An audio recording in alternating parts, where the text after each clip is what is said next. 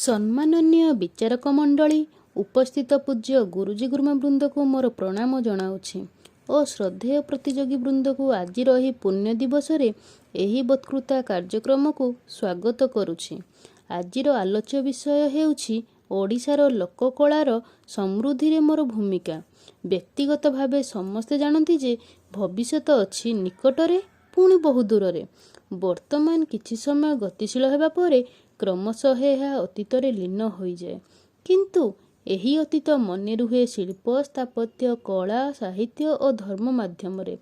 ଏହିସବୁ ମଧ୍ୟରୁ ଲୋକକଳା ବିଷୟରେ ମୁଁ ସଂକ୍ଷିପ୍ତରେ କିଛି ଜଣାଉଛି। ଲୋକ ଶବ୍ଦର ଅର୍ଥକୁ ବିଶ୍ଳେଷଣ କଲେ ଜଣାଯାଏ ଯେ ଏହା ଅତ୍ୟନ୍ତ ବ୍ୟାପକ। ଏହା ପ୍ରଧାନତଃ ସର୍ବସାଧାରଣ ଜନତାଙ୍କୁ ବୁଝାଏ। କଳା ହେଉଛି ସଂସ୍କୃତିର ଏକ ବିଶିଷ୍ଟ ଅଙ୍ଗ। ମନୁଷ୍ୟ ତାର ବହୁ ଇନ୍ଦ୍ରିୟ ମଧ୍ୟରୁ କେବଳ ଦର୍ଶନେନ୍ଦ୍ରିୟ ଓ ଶ୍ରବଣେନ୍ଦ୍ରିୟ ଦ୍ୱାରା କଳାକୁ ଉପଭୋଗ କରିଥାଏ। ଯେଉଁ ଦେଶ ବା ଜାତିର କଳା ଯେତେ ପ୍ରାଚୀନ ଓ ସମୃଦ୍ଧ ହୋଇଥାଏ, ତାହାର ଦେଶ, ଜାତି ଓ ସଭ୍ୟତା ତଦାନୁଯାୟୀ ଗୌରବାନ୍ୱିତ ହୋଇଥାଏ। ଏପରିକି ଜାତି ଧ୍ୱଂସ ପାଇଗଲେ ମଧ୍ୟ ତାର ସାଂସ୍କୃତିକ ଭଗ୍ନ ଅବଶେଷ ସେ ଜାତିକୁ ଆଲୋକିତ କରି ରଖିଥାଏ।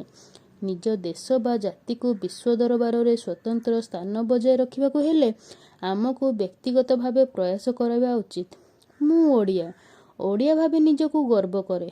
କିନ୍ତୁ ଗର୍ବ କରିବାର କାରଣ କେବଳ ହେଉଛି ମୋ ପୂର୍ବପୁରୁଷ, ମୋ କଳା ଓ ମୋର ସଂସ୍କୃତି। ବର୍ତ୍ତମାନ ଆଧୁନିକ ଯୁଗରେ ଏହି କଳା ଓ ସଂସ୍କୃତି ବଜାୟ ରଖିବାକୁ ମୋ ଠାରୁ ମୁଁ ଆରମ୍ଭ କରିଛି ମୋର ଚେଷ୍ଟା। ଯେପରିକି ମନ୍ଦିର ତଥା ବିଭିନ୍ନ ସର୍ବସାଧାରଣ ସ୍ଥାନରେ ଖୋଦିତ ବା ଚିତ୍ରିତ ଚିତ୍ରକଳାକୁ ସୁରକ୍ଷା ଦେବା ସହ ସଚେତନ କରାଉଛି।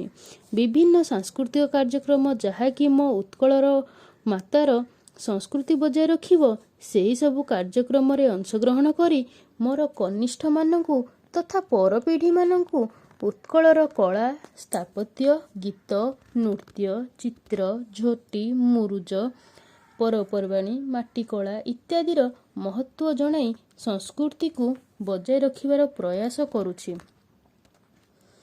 ଏବଂ ଏହି ମଞ୍ଚରେ ଉପସ୍ଥିତ ସମସ୍ତ ପ୍ରତିଯୋଗୀ ତଥା ଛାତ୍ରଛାତ୍ରୀମାନଙ୍କୁ ମୋର ନିବେଦନ, ଚାଲ ମିଶିକରି ଆମ କଳା ସଂସ୍କୃତିକୁ ବିଶ୍ୱ ଦରବାରରେ ସ୍ୱତନ୍ତ୍ର ସ୍ଥାନ ଦେବାରେ ପ୍ରୟାସ ଆମଠାରୁ ଆମେ ଆରମ୍ଭ କରିବା। ଏତିକି କହି ମୋ ବକ୍ତବ୍ୟ ଶେଷ କରୁଛି। ବନ୍ଦେ ଉତ୍କଳ ଜନନୀ। ଧନ୍ୟବାଦ।